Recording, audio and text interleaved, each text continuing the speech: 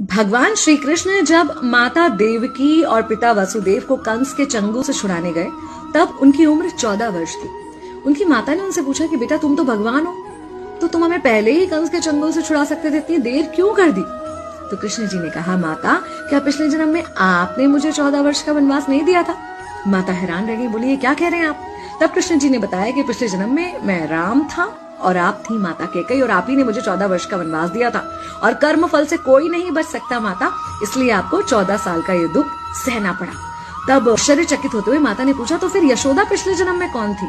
कृष्ण जी ने बताया, वो थी माता कौशल्या, जो 14 साल तक अपने पुत्र से अलग रही थी। उन्होंने उस दुख को सहा था, इसलिए इस जन्म में 14 साल मैं उनके पास रहा और मेरे साथ रहने का माता और पुत्र के प्रेम का सुख उन्हें मिला।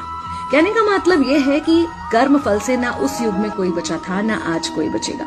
खुद भगवान भी कर्म फल से नहीं बच सकते, इसलिए अपने हर एक कर्म को बहुत सोच समझ कर कीजिए, क्योंकि जिसके भी खिलाफ आप कुछ गलत कर रहे हैं उससे आपकी शत्रुता कुछ समय या शायद एक जन्म की है, लेकिन उसके साथ कुछ गलत करके आप अपने कई जन्म बिगाड़ सकते हैं।